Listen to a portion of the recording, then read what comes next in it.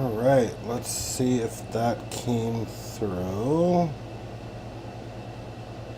I had to do a little bit of optimization so it didn't go to Indie Game Cloud. So let's turn the volume down here and try to find that stream so I can watch the comments there. Just give me a minute. First stream, there's always stuff you don't plan for.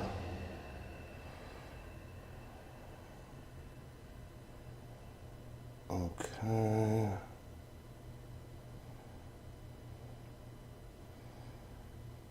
Oh, do I have to like subscribe to it? Give me 1 minute. I do apologize for the inconvenience. I think we're live. If anyone's here, please let me know so I know that it's actually working.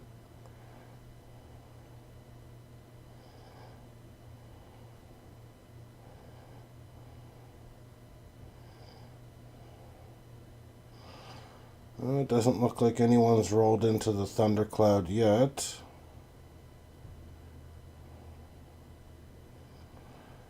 Okay.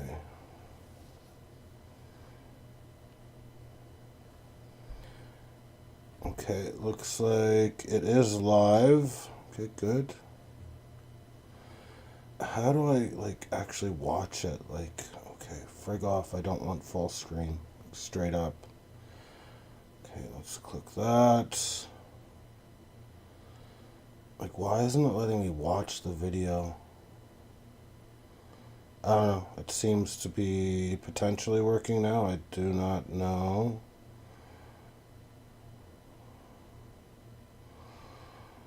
Okay, why is it just letting me do top messages? Like, I want to change it to... I'm not creating a clip.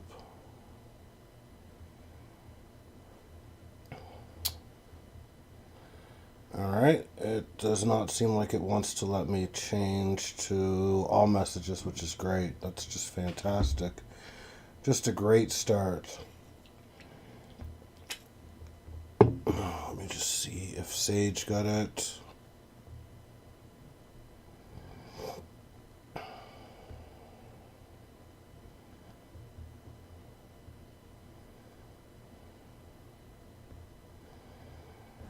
Okay, live chat.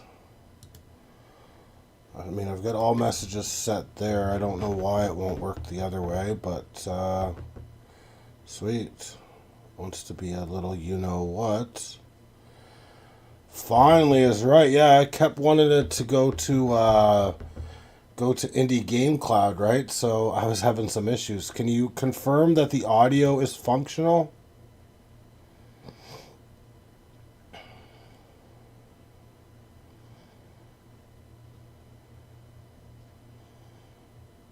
Sage? Okay, it's good. There's no need to adjust anything. We're going to keep it so that it's just an audio thingamajigger. Just because, you know, want to make sure this shit's monetized. So that's why we're doing that. I don't know if Dan is joining or not. I'm going to give him 1 to 2 minutes to join. And then we're going to delve into how the Green Bay Packers look post the NFL 2025 NFL draft. We'll probably start... Oh, yeah, you need a wrench. How do I give you a wrench? I might have to actually ask Nathan as to how to give you a wrench. Which, you know, it just sickens me that I'm going to have to ask Nathan for a favor. Because, you know, he's going to want me to pay him back tenfold. You know what I mean? So... Not looking forward to that, Sage. I need you to hit that like button. I don't see the... You want a wrench? You're going to have to hit the like button. 1,000 times hit that like button. But it's really weird, though, man. I can't actually, like, change it to all messages. So, luckily, like, I'll just come back every now and then to OBS if they're not coming through. And I'll just kind of, like, you know, do a little sweep of the harbor there. Before we get started, since it's only you, Sage, I am going to take a fucking piss because I fucking need this because of all the bullshit I just had to do for troubleshooting. So you give me 1 minute. I'll be right back. We're going to break this son of a bitch down, okay?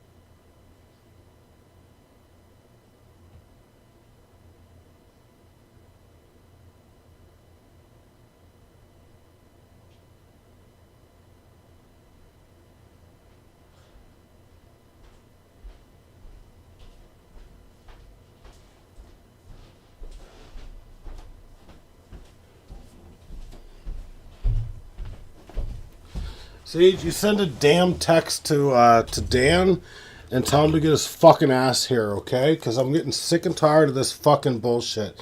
Because I'm about to break shit down. Now, I am not going to be like this person that comes in and like, yeah, I'm not going to read from a fucking script. It's never what I do. Everything's going to be off the cuff. In my brain, I kind of have a formula from like where we're going to start, where we're going to potentially end. But, yeah, I'm just going to give it 1 more minute and then we're going to get started. I need my wrenchman. I need my wrenchman to yell loud. Real fucking loud. And again, I'm going from a lot of things that are based on memory. So, Sage, occasionally I'm going to say, fact check me. You know, that's what I'm going to say. You can fact check it. If it doesn't sound right, I'll get you to fact check it. Because again, I'm not reading from a fucking script. That's not what we do here at the fucking Thundercloud. Not in my barnyard. Never has, never will, never will be. So, without further ado, let's just kind of start off with like where the Packers were pre-free agency. I think that's a good way to start. Pre-free agency, the Packers, what? I think they went 11-6. They lost in the first, obviously the first game of the playoffs to the Philadelphia Eagles. And, I don't know, it wasn't a great game. I think it was like 22-10 or something. Obviously, the Rams were the team that almost beat them. We theoretically could have done better, but if we kind of break down that game right away, there was a turnover, kind of a controversial turnover on special teams that basically spotted the Eagles 7 points. From there, our offensive line did get decimated to the point where it just wasn't looking pretty. So, I mean, I actually don't blame the Packers defense for that loss at all, which is unusual. Normally, it's the Packers defense that kind of costs them everything. You know what I mean? If you watch the Aaron Rodgers era, you know that other than like 2 years that he made the playoffs, the defense was absolute fucking dog shit. So, 22-10, not too bad, seeing as we had to go to like our 8th, 9th offensive lineman on the depth chart. So 11-6. So where do the Packers kind of go from there? So free agency rolls around. There's no key departures. I believe like your biggest departures were Eric Stokes, fucking first round bust. Again, absolute dog shit. And Josh Myers, who's an even bigger piece of dog shit, which is evidenced by like him only signing like a $2 million deal with, I think the fucking New York Jets signed him. So that's how bad he is. The Jets paid him. That's all I gotta say. So right away, you kind of see that the Green Bay Packers are probably a better team before they even signed anyone in free agency. I don't think you can really argue that they had any real departures. I mean, Josh Myers, I think, and not that PFF means a lot because PFF can be pretty shitty itself. I think he was like a 46 fucking grade at center. So we enter free agency. I mean, the Packers don't do a ton, but I mean, they do sign like Aaron Banks, to play left guard. That's going to kick Elgton Jenkins over to center. I think, Jenkins was around, top 10 for left guard. Banks was around top 10 as well. I think Jenkins going to center, probably fuck off with the PFF. I think Jenkins probably is going to be a better center than a left guard. So I think right away, you're obviously a lot better or slightly better on the offensive line just with those additions right there, just with the one addition and then kicking Elgton Jenkins over to center. Now, the other signing they made was Nate Hobbs. I think he's a good signing. I think it does add to our cornerback room. I don't think he's like an impact player, but I think he does improve the cornerback room at that time, a little bit. He can play outside, he can play inside, so it gives you a bit of versatility. Probably a bit underrated too because he came from Oakland, so I do like that signing. Not saying it's the best signing in the world. Not saying Banks is the best signing. Just two solid signings. The other notable signing that we had would have been Isaiah Simmons. Or not Isaiah Simmons. That's coming later. Sorry, getting a little ahead of myself there. Would have been McCole Hardman actually. So McCole Hardman's not going to contribute a ton on offense. He might get you like 100 snaps, right? 100 snaps isn't, he's not great. He's not like a deep, even though he's super fast, he's not a deep threat. He's more of like a gadget guy who's mostly going to contribute on, special teams, kick return, punt return, that sort of thing. So that's kind of where the Packers ranked up after free agency. No kind of key departures. Some guy named, I don't even fucking know his name, Chevelle or some shit. He's gone. We did kind of lose, I think it was, because I think we got the good one, Valentine back or whatever. There's a Valentine and a Valentine. Well, one of them's gone. I do think we got the better one kept for cornerback. So I'm feeling all right there a little bit. But, at the end of the day, no major free agents. You can argue the Packers entering the draft were a better team a little bit than they were last year. Whereas the Eagles, you can certainly argue, are a worse team entering the draft than they were last year. They lost, like Montez Sweat, Mekhi Becton, that pass rusher that they lost to the New England Patriots. So, I think there's gains that definitely have been made. I don't know if it's enough to say they're like a shoe-in, that sort of thing. The Packers in free agency did definitely lose out on some edge rushers, but you can't sign everyone in a fucking free agency. It costs too much damn money, right? So the Packers enter with a few areas of need. Obviously, Jerry Alexander's been a huge question mark, whether he's going to come back or not.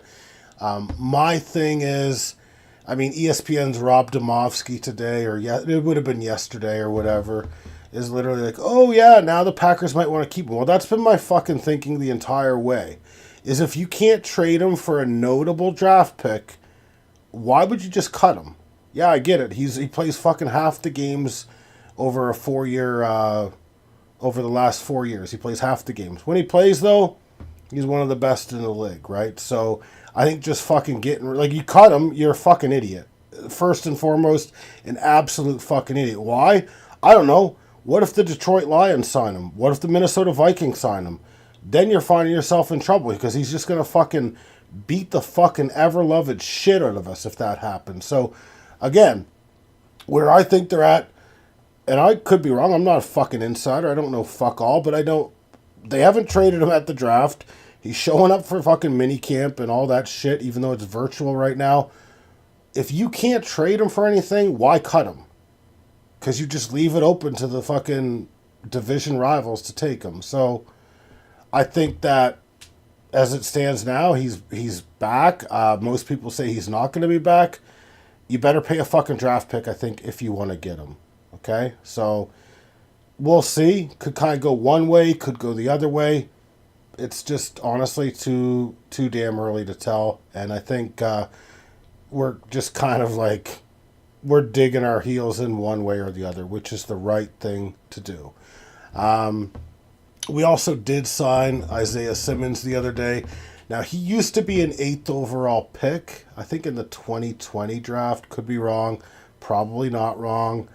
But for him, I think he does have untapped potential. So I believe he's 26 years old. He's got all the athleticism in the world. The fact of the matter is you don't really need him to be anything. You got Edgerrin Cooper, you've got Quay Walker, you've got Isaiah McDuffie, then you've got him, Tyron Hopper, and then you've got Christian Welch behind him. So, I mean, linebacker's looking pretty good. He can play safety as well. I do not believe that him playing safety is really a thing, but it's a good thing to have in your back pocket, someone that, in an emergency pinch, can play safety. Now, we're deep at safety, so I don't see it. But, I mean, I think this is a guy that's so athletic. Just gives Jeff Hafley a bit of an option for, and I think Jeff Hafley can kind of find a good way to use him, if I'm being honest with you. Welcome to the Thundercloud, Dan, albeit you're a little bit late. The Thundertaker's been, on a roll here so far. So I've kind of brought you up to speed there. Those are two things that happened after the draft. So I probably should have waited for it, but I really don't give a shit. So now let's get to the draft. So wide receiver is obviously a big need entering the draft. Why is that, you would say? Because we've got a lot of young guys. Well, Romeo Doubs, and Christian Watson are free agents next year. So I don't think we want to pay fucking Romeo Doubs what Khalil Shakir got, especially given his injury status. If he takes another concussion, who the fuck happens there? Christian Watson, do you want to pay him big money? I don't know. It's like he's got soft tissue injury after soft tissue injury after soft tissue injury. I'm not buying that for a second. So, wide receiver, definitely a need entering. We had a lot of drops last year. So, entering the draft, wide receiver was a huge need. Cornerback was a huge need. We'll get into that later. Offensive line wasn't necessarily a need because we were pretty good. Honestly, we were pretty good beforehand. We had like 6 or 7 guys that you feel pretty good about. You want to obviously carry 7 real good, 9 total. That's typically how many offensive line you're going to carry. But you got to keep into consideration, okay, Zach Tom, right tackle, great right tackle. I mean, he's going to get re-signed, so I don't really consider him as a part of Rasheed Walker, free agent at the end of the year. Even though he's an average left tackle, probably going to command $15 to $20 million per year or more. You're not going to pay him that. Sean Ryan, probably going to get less, but there's no reason to think he can't get a John Runyon type of contract at right guard and potentially make, $10 or $15 million per year. So I think offensive lineman, that was a bit of a need.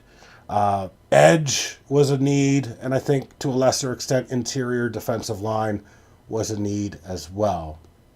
With that said, I will say that Devontae Wyatt, they did exercise his 5th-year option today, I believe, for $13.9 million, so that might explain why they didn't go with a defensive tackle earlier in the draft, but I would also speculate that this is Kenny Clark's last year.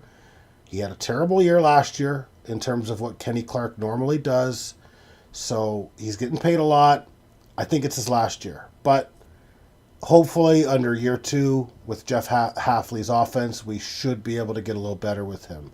So you kind of know what the needs are. Now, obviously, you're going to go best player available when you can, that sort of thing. But let's just kind of run through what the Packers did. And I mean, some of it was a surprise, but for the most part, it all made perfect sense.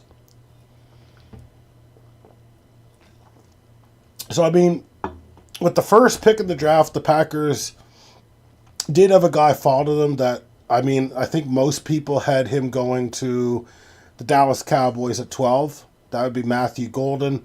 Now, I'm not going to run you fucking scouting reports because I'm not a fucking expert, but I will say Matthew Golden, from what I'm told, has good hands, a good route tree that does need to develop.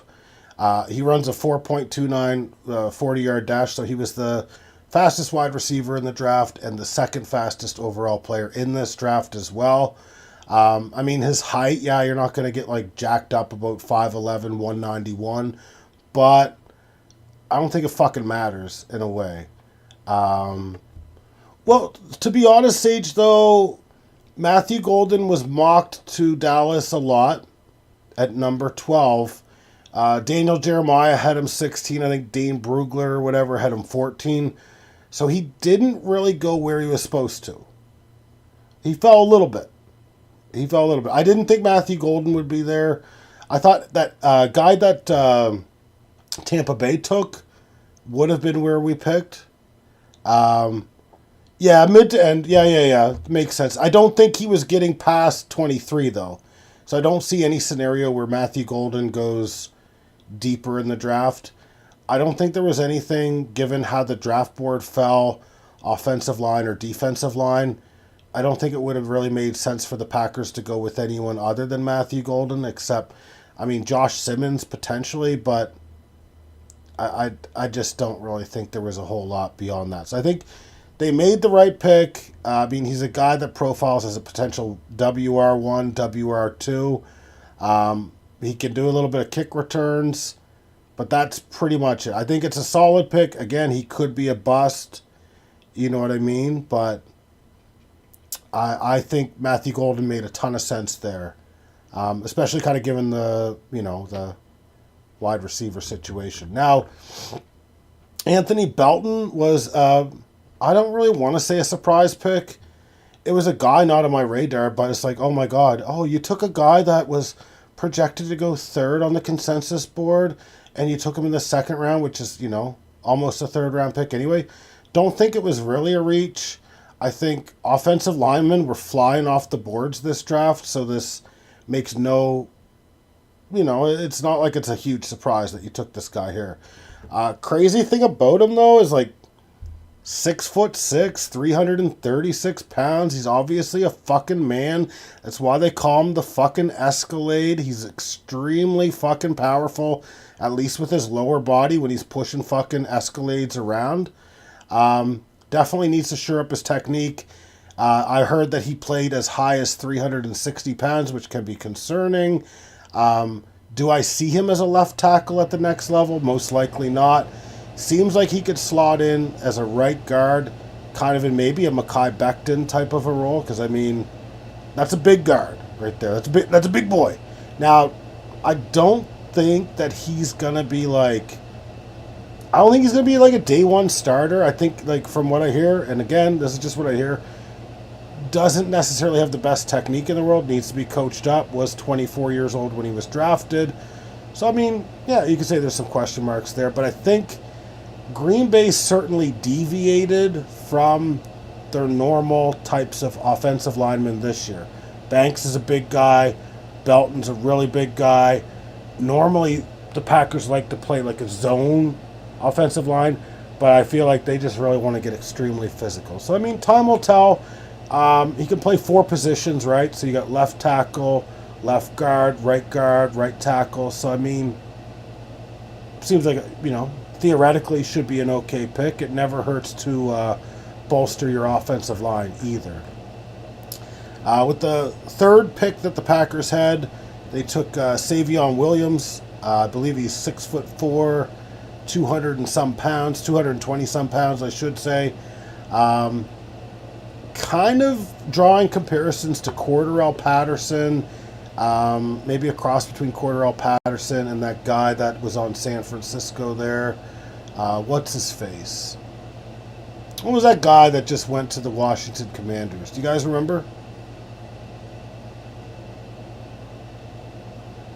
The name's eluding me, but I know you guys know who I'm talking about. He was like that gadget wide receiver. Remember?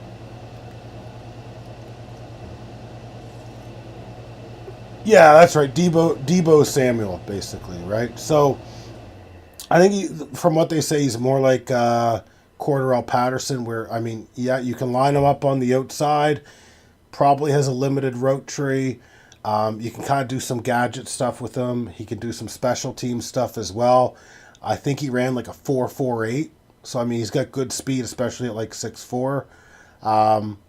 Probably not going to come in right away and do a ton of damage, but it definitely puts the other guys on blast a little bit, especially Bo Melton and Malik Heath. Maybe even McCole Hardman, you know. At least one of those three is getting cut. Let's just put it that way. Now, here's where, and I can get, if you need, I can get the relative athletic scores up for these guys, and we can kind of, you know, play that little dance too. So I'll just get it ready just so I can kind of give you guys maybe a bit more. Relative athletic score does not always mean, you know, a ton, but, you know, it's just a good way to tell, like, if they're athletic, right? Sadly, Matthew Golden and Savion Williams didn't do enough testing. They only did, like, 40 yards and, like, that sort of thing. So there's not enough there. Now, this is a guy, Baron Sorrell, that I think could come in and be a hell of a fucking edge rusher. Probably rotational to start. But he's definitely going to push guys. Like, I don't think he's going to come in and unseat Rashawn Gary or Luca Van Ness, but he could definitely jump past, you know, like Aaron Mosby. He's going to jump past him. The other guy there, Enegabore, definitely going to jump past him, I would say. So he's going to be fighting for number 2 reps. Brenton Cox, I think, on the other side is going to be your other guy. So for me, those two look, you know, quite good.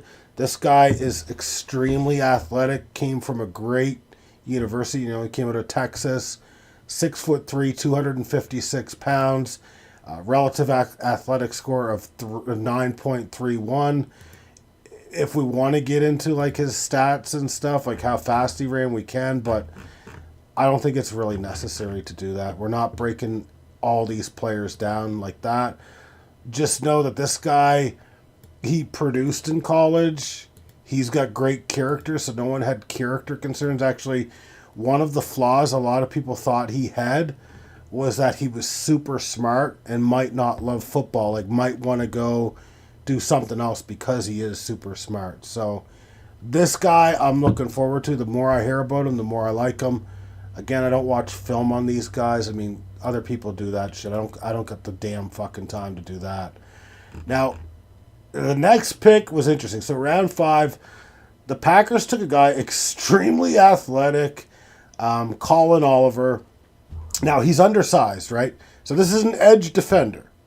He's 6'1", 240 pounds. Kind of reminds me of, what's that guy's name? Nate Herbig or whatever, that guy out of Pittsburgh. So you can kind of play him in 2 spots. So in 2023, he played 2 slots.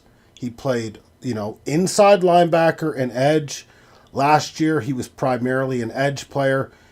His only knock is really just his height. You know, he's 6'1".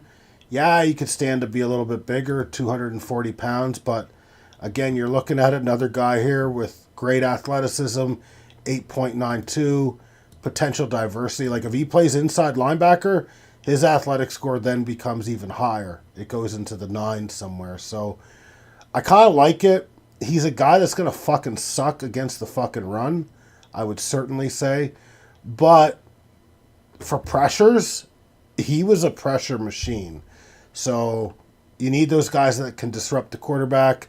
You know, if he can get, you know, 10 or 15 snaps a game, impact the game on 3rd downs. I mean, you always need guys that can get after the quarterback. Next guy we took, I mean, this is round 6, so you're kind of getting to the nitty-gritty of the draft, where it's, you know, we'll see what happens. Warren Brinson, defensive tackle out of Georgia. We took a few Georgia players to kind of close out the draft period as well as the undrafted free agency. Now, he's a guy that's, like, pretty balanced. He's 6'5", 315, so he's not big enough to be like a true nose tackle. So he's probably not going to be like super good at stuff in the run. He's going to be good, though, at probably like balanced, like decent pass rush, decent, you know, run defense as well. I mean, at the very least, he's going to give like a guy like Colby Wooden or Carl Brooks a little bit of competition there. So we'll see what happens. He's a round 6, but I mean, this is right where we took Carl Brooks. This is right where we took, what's his face many years ago, Mike Daniels in the 4th or 5th round. You can't knock the Packers. Their late round defensive and offensive line picks, especially offensive line picks, tend to be very good. So, and he's also got a very good athletic score, which doesn't necessarily mean shit, but 9.1 out of 10 on the RAS scale there. Next thing we're going to go to is 7th round pick. Nobody knows who the fuck this guy is. He was drafted and no one has a scouting report really for him. All I know, 5'11", 184, cornerback, linear speed, so he's not like super like agile or anything like that. He plays outside. That's what they're projecting him as an outside linebacker with good speed. Who the fuck knows? It's a 7th round pick. It's a goddamn cornerback. We'll see what happens, right? So, with the final pick in the NFL draft, the Packers took John Williams, a guard out of, Cincinnati or some bullshit like that. So this guy here, extremely athletic. The Packers have found success in the 7th round. Most recently when they drafted Rasheed Walker. And Rasheed Walker's become, like in middle of the pack starter at left tackle, that sort of thing. I hear he plays, pretty good. Pretty big guy, 6'4", 322. We'll wait and see what happens with him. But I think overall the Packers hit on the draft with the exception of maybe adding another cornerback. But cornerbacks were kind of being drafted around before they should have. So who knows? You know what I mean? Like, that's where I really feel like Jerry Alexander or Jari or whatever the fuck his name is, him coming back makes a lot of sense. Now, I do want to go over just some notables here. I do want to go over the notable undrafted free agents that we took. So I'm just going to bring up a list. Again, who the fuck knows who any of these are. I will tell you, though, I believe every year I've watched the draft, the Packers have had one guy at least make their 53-man roster that has come out of the UDFA class. So I wouldn't necessarily just discount all these picks, but I'm just going to run through them. Safety Jonathan Baldwin. I'm just going to say good luck making the team. Our safeties are extremely good. You're not likely to make the team, bud. Sorry. Move on to the fucking Panthers practice squad, okay? Get the fuck out of here. Amar Johnson, running back. Good luck making the team. We got 4 running backs in front of you. Probably going to the practice squad. I've heard this guy, I don't know.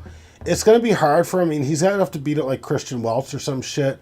But a linebacker, off the ball linebacker, middle linebacker, whatever you want to call it, Jamon Dumas Johnson is a guy I'm told to watch out for. Now, remember I said about the Georgia, the Packers do love Georgia players. This Nazir Stackhouse out of Georgia, defensive tackle, is a nose tackle. He's a big body. He was actually given a 4th or a 5th round grade, which I think he maybe fell to undrafted free agency just because he's a run stuffer.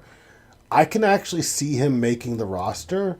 And I think he fell just because this was a really deep, extremely deep defensive tackle draft. So that's my guy to watch out for. J.J. Lippe, offensive lineman, probably not going to do shit. Tyler Cooper, offensive lineman, probably not going to do shit. Offensive lineman, Brant Banks, probably not going to do shit. Defensive back, Tyrone Herring, probably not going to do shit. Bugs Brown, defensive back, great name, probably not going to do shit. Jalen White, running back, probably not going to do shit other than being on the practice squad maybe. Maybe develop him, see what happens. We also took a wide receiver here, Julian Fleming. Good luck. We now have a lot of depth at wide receiver. You're not going to make the team, but, say hello to the practice squad on some team. And we didn't draft a quarterback, so that kind of leads, we got, the same guys as last year, essentially. Now, we did invite a guy to the rookie camp, as well as the Buffalo Bills, named Taylor Algerma. And that's probably pronounced brutally wrong.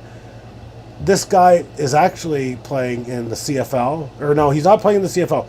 He played at Wilfrid Laurier University, I believe, in college. He's about to be drafted by the CFL. So he could be the first overall pick. I don't know. He is supposed to have a good arm. I think it's a smart way for the Packers to address quarterback in a weak quarterback draft. Just go to Canada where no one else is like fucking looking and just see what happens. I mean, that guy is the best case scenario for him is to make the practice squad and unseat Sean Clifford in my opinion. But we'll see what happens. So that kind of wraps up what the Packers did. So I guess we can kind of just look position by position at the depth chart and just kind of see where they rank. But I do need a drink. Courtesy of Dry Ice, because Bud Light won't fucking pay me nothing. So I'll run through the most notable. It's a 91-man roster. I'm not going to like fucking go through like... I'm only going to go over the ones that like are important, basically. So at quarterback, I think it's pretty evident that Jordan Love and Malik Willis are going to be your guys. They're only going to probably carry two of them. And then Sean Clifford and or Taylor Algerma will sit on the practice squad. They're not going to carry three quarterbacks. It doesn't make any fucking sense to. At running back, we are loaded. And I do mean loaded. Josh Jacobs, obviously, we know he did a phenomenal job last year. With the O-line getting bigger and more powerful, I just expect him to take it, to a different level. And yeah, Malik Willis was a fucking freak last year, Sage. Thank you for taking our 7th round pick, and we turned him into, 120, 130 passer rating. To be honest with you, though, Malik Willis played very well for us. I think, I almost said Matt Shanahan. Matt LaFleur, sorry. I think he schemed the hell out of it and did make it manageable, but he won some games early in the year for us, man, where, that season could have tilted a little bit if he wasn't so, sturdy back there. Even though it was run heavy, but we're going to be run heavy next year.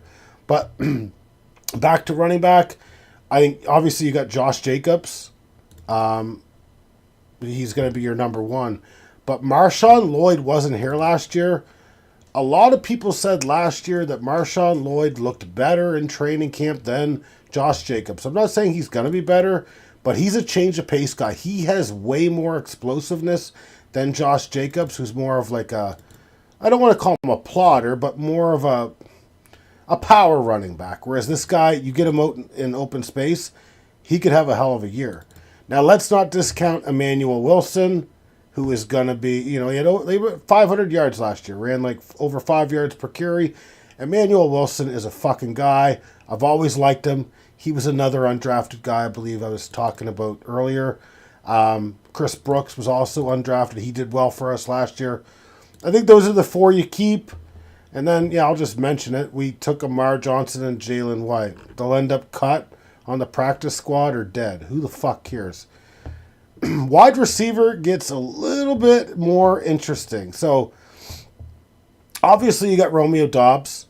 He's going to play on the outside somewhere. Great route runner, great hands when he's not dropping the fucking ball. He can make great catches, though. But I expect him to have a big year. Let's just hope he doesn't get concussions. Do I think he'll be back with the Green Bay Packers in 2026? No, I do not, based on what I think he's asking for. But this is just for 2025, right? Jaden Reed, obviously very good, mostly going to play in slot for you. Dontavian Wicks, he's a guy that had a great rookie year. He had like 600 yards. This year took a step back, more drops, 300 to 400 yards. Needs to be better. Needs to cut back on the drops. You got Matthew Golden, who I don't think he's going to come in and be an immediate starter, but he's going to get reps. He's definitely going to get reps. Savion Williams, kind of your gadget guy, maybe special teams. Not going to get a ton of reps there. You got McCall Hardman, who now he's going to have to earn that roster spot. Then you got Bo Melton, Malik Heath. At least one of them's looking like at least one of McCole, Bo, and Malik are looking like they're cuts. At least one. There's a bunch of no names in here, like Julian Hicks, Cornelius Johnson, Tulu Griffin, and Julian Fleming. I don't think any of them have a chance of making the team. And then Christian Watson comes back, week 10 to 12. And you're looking at a lot of depth with our wide receivers. Certainly better than it's been in a damn long time. I was kind of hoping we'd be able to get a tight end. We don't really have much, so I'm just going to start with the shitty ones. Messiah Swinson and Johnny Lumpkin, probably not going to make the team. Tucker Kraft did emerge as one of the best tight ends last year. I don't think you can argue it. He's a two-way player. He blocks. He catches.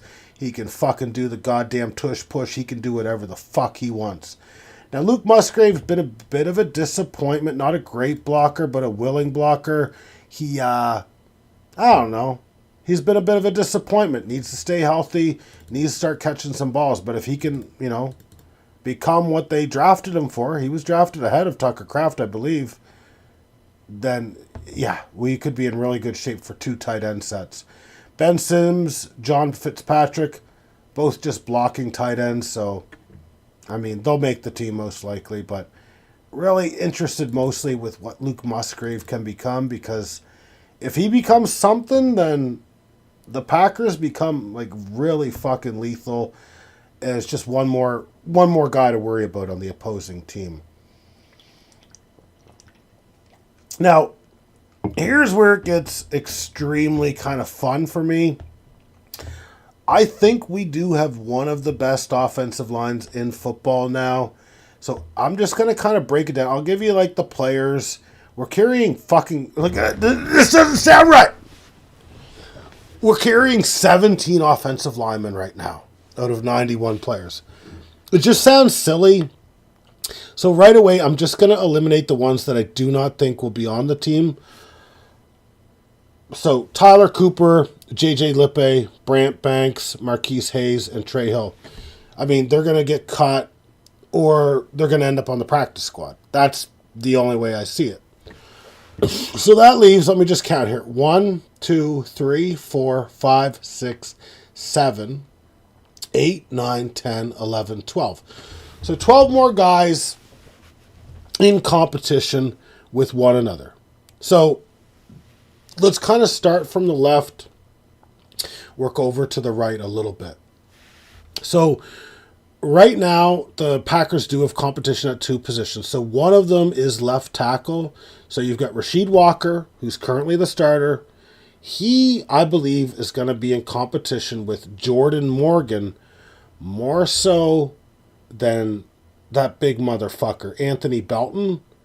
So I think that's more the competition we're going to see at left tackle this offseason.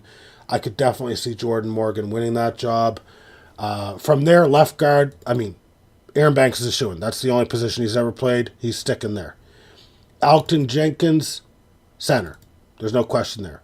Right guard is interesting because you're going to have a competition with Sean Ryan, Jordan Morgan, and also Anthony Belton for starting, for starters, basically. Beyond that, you've got that new guy we drafted, John Williams, Jacob Monk, who's a center, Travis Glover, who's a guard, and Kadeem Telfort. So right now, I'll keep 10 of them. I'd cut fucking Kadeem Telfort and then one of fucking Monk and Travis Glover, and I'd call it a fucking field day. But I don't make these decisions. But I really like our offensive line. I think we're going to play extremely truculent up front. We're going to have a nasty running game, and we're going to have a fucking edge to us this year. So I'm extremely pumped with our offensive line. I know fucking offensive line, when you pick them, you're not overly excited with it because it's oh, yeah, this guy just fucking stands in the pocket and fucking blocks people. How can you get excited about it? Let's move on to defensive end. I'm having a sip of dry ice again because Bud Light won't pay me nothing. So I think that here's where, it gets a little bit interesting a bit. Rashawn Gary's obviously your starter on the edge. No questions asked. I think Luca Vaness, he is going to be your starter opposite of Rashawn Gary.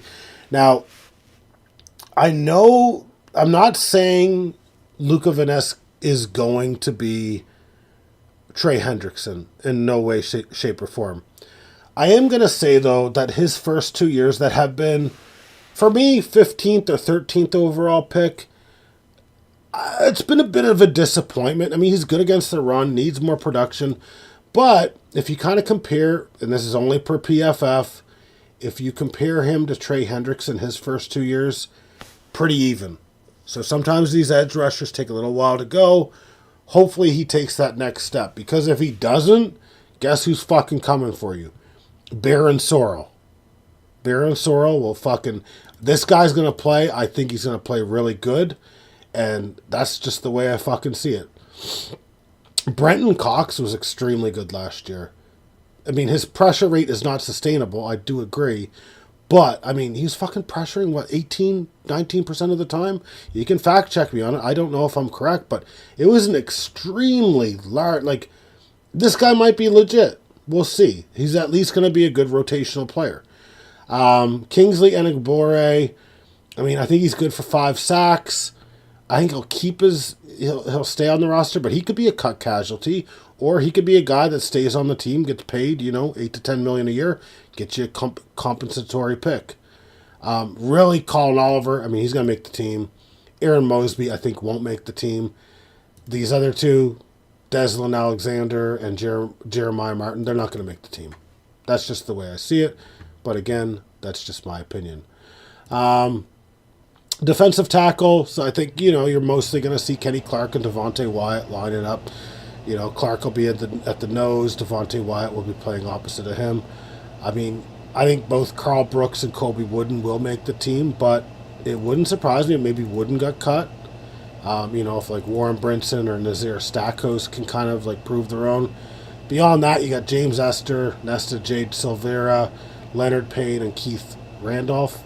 Those guys aren't going to make it. So I think you got 1, 2, 3, 4, 5, 6 guys in the running. So I think it kind of comes down to Colby Wood and Warren Brinson and Nazir Stackhouse. And I think Stackhouse, if you really want to stuff the run, keep him. Now, the Packers I think they're going to have one of the best linebacking cores in the league for, a 4-3 defense. Quay Walker isn't their guy. Quay Walker's solid. Don't get me wrong. He's inconsistent. He's very good. He's solid. But Edgerrin Cooper, I'm telling you, and you fucking mark it on your fucking calendar, that Steven on May 1st, 2025, said that Edgerrin Cooper is going to be an All-Pro. I don't know if it's going to be this year, but motherfucker, this guy is going to be a fucking All-Pro. I'll bet a fucking $100 that in his career, he'll be at least one time All-Pro. So this guy is amazing. And we saw that when we watched him last year. Tackles for losses, just huge speed. Our linebacking core is so athletic. If you put Quay Walker, Edgerrin Cooper, and Isaiah Simmons out there, that's the most athletic linebacking core you'll ever see. Not the most productive. I'm just saying that's the most athletic. So you got Quay Walker, Edgerrin Cooper. So those are your 2, because they usually just play 2. I think Isaiah McDuffie is going to compete with, obviously, Tyron Hopper and Isaiah Simmons for that 3 spot. And he'll probably win that position out, I would say. Unless Hopper makes a huge jump. I don't know. Maybe he can. Maybe he won't. I think Simmons is more of just your depth guy who can do special teams as well. I think Christian Welch has had a good chance of being cut. This Dumas Johnson, people like him. He's probably going to end up on the practice squad. So I love our linebackers. I think it doesn't get much better than that, frankly. Now we come to cornerback, and I don't know. We'll see what happens. I mean, we obviously talked earlier about Jari Alexander. I think he should come back. I want him back because when he plays, he's one of the better ones in the league. And he's a cornerback. He's getting paid a lot, but I know he's getting paid a lot to sometimes sit on his fucking ass. He's kind of an idiot. You can go to fucking YouTube and type in Jari Alexander and see how he speaks. He's kind of a fucking dumbass. But I just wouldn't cut a guy like that. How do you cut a guy like that? You can't cut a guy like that. Trade him, sure. Do not fucking cut him. I'll lose my fucking mind if they fucking cut him. I'll fucking lose my goddamn fucking mind. That's all I'm going to say.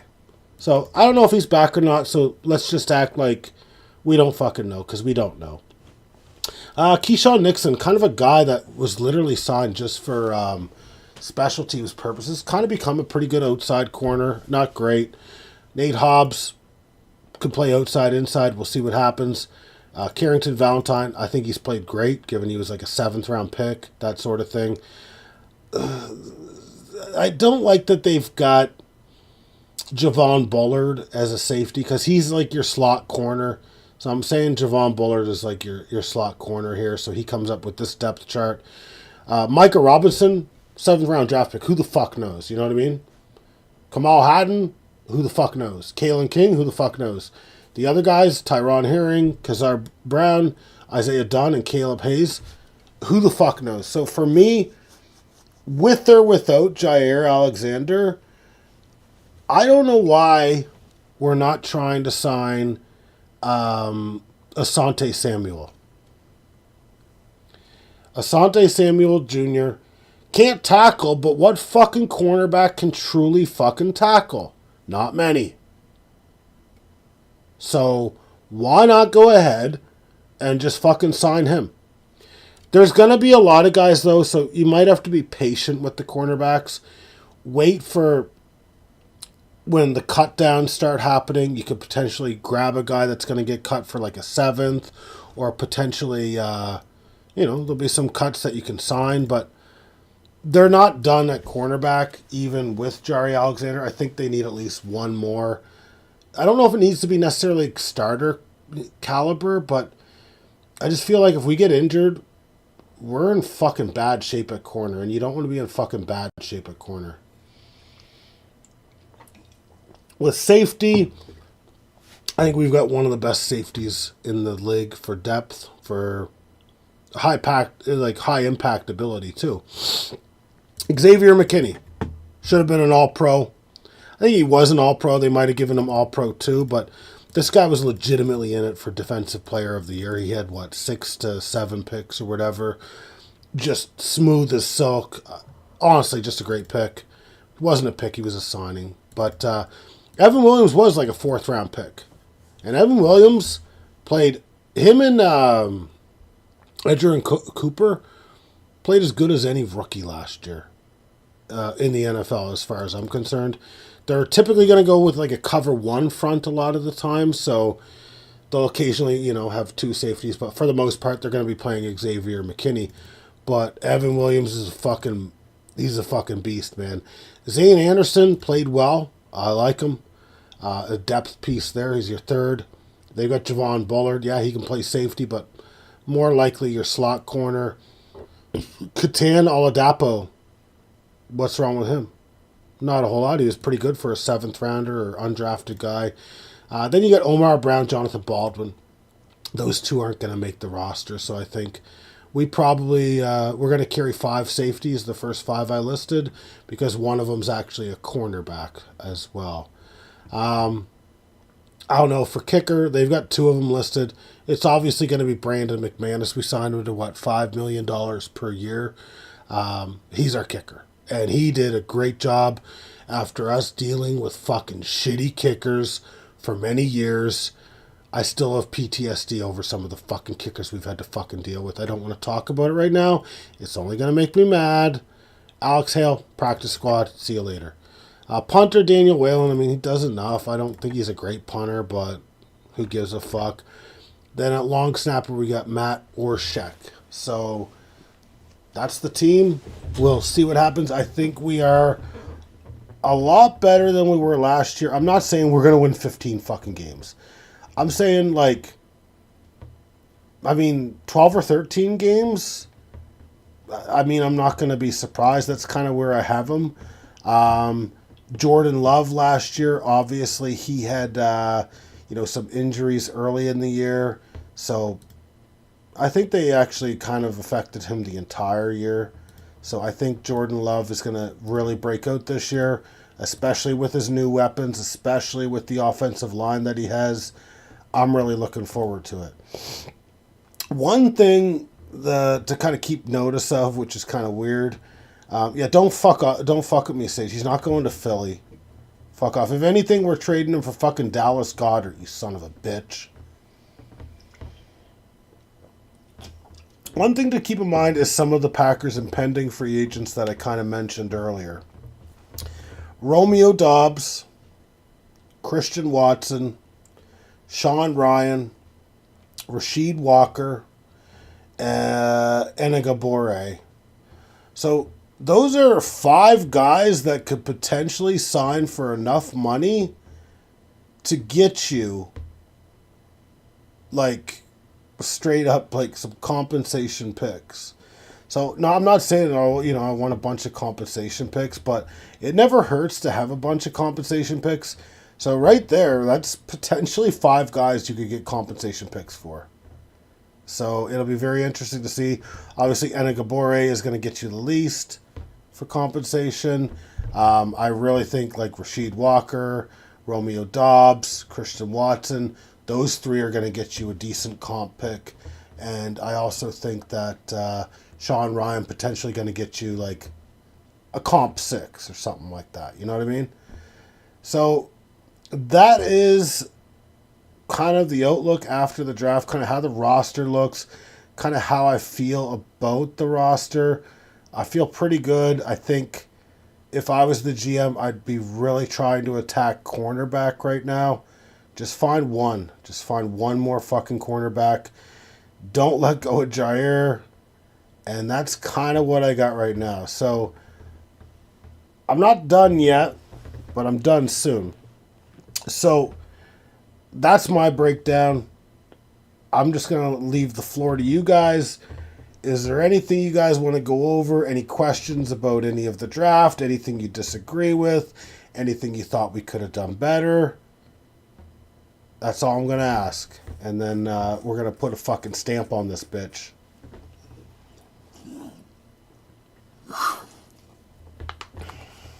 Well, it's a very quiet crowd tonight.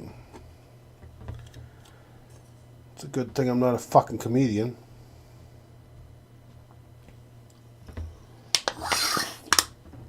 Well, Sage, you must disagree with something. Come on, don't give me praise, man. I want you to come in here. I want you to be the fucking asshole that I know you are. Okay? I want you to fucking come at me. Because guess what, motherfucker? Cam Ward won't amount to a goddamn fucking thing.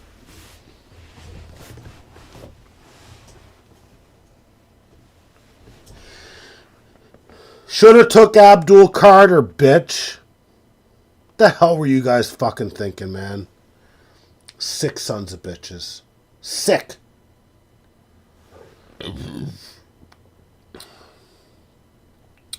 Thank you, though, Sage. I do appreciate the compliments. I've been ranting and raving. Jordan Love suck. Our safety suck too. Okay. You know what? You just lost a wrench. You just lost a fucking wrench. I'm going to give the wrench to myself because on the Indie Game Cloud, I don't get a fucking wrench, okay? Now I get any wrench I want. So that's what I'm going to get. And you can go frig yourself. You're just not getting it, Sage. No, not on my watch. Not tonight. Fucking right now. I'm so sick of you. You've been here for fucking 50-some minutes, and I've had enough. I've had enough of your bull. I work too hard for the barnyard that is the Thundercloud, okay? I work too fucking hard for it. You don't come in here fucking prancing around like a fucking fairy at the dance. You don't do this shit. You want a knife on your wrench? Alright, well, I will take that wrench from you and I'll fucking knife wrench your fucking ass. How's that fucking sound? Do you want that? Do you want that on my conscience? Let alone, your fucking ass. Didn't think so. How dare you come in here, talk to the Thundertaker, the Rodfather, Rodzilla, the way that you do. You know what? Never again, Sage. You've been banned. You've been permanently banned from the channel. We don't want to see you again, let alone rent you, okay? All right, guys. For anyone that's watching this after, just tell me, your thoughts on what I immaculately said there, and I'm going to start doing a lot more of these streams. I'm probably not going to be going an hour. I might make a Shadur Sanders stream, like a 10, 15-minute stream just to rip the shit out of them. So, keep an eye out for that. If the Blue Jays can start winning, maybe I'll do that. We'll see. You hope they go 0-17? I hope you go 0-34 the next 2 years. How's that sound? I hope you go 0-34, Sage. I won't forgive that ever. So, anyone who's watching, please, at the real Thundercloud, hit that subscription button, because business is about to pick up, as puss, tits, and ass would say. Sage, I know you said what you said. Alright, you want the 2 first overalls? Go ahead. You're going to be drafting fucking 3 quarterbacks in 3 fucking years. Unfucking believable. Alright, guys, I'm going to call it there. It's been fun. It'll be more fun once we get more of a crew in here, a bit more activity. Sage, thank you for, bringing some testosterone into the room, bringing a bit of, truculence, that sort of thing. I do appreciate it. And yeah, I love when we kind of do these back and forth. Okay, guys? So have a good night, everyone. I'm still trying to figure out how this is going to be done, like what the schedule will be, because I'm still going to do the Indie Game Cloud streaming stuff. So, we'll keep it moving. I think if Dan's working tomorrow, I might do both. Like, I might just do like a quick Shadur Sanders rip, and then I might do like a bit of indie game. So I'll just be balancing some shit. But yeah, everyone have a good night and take care.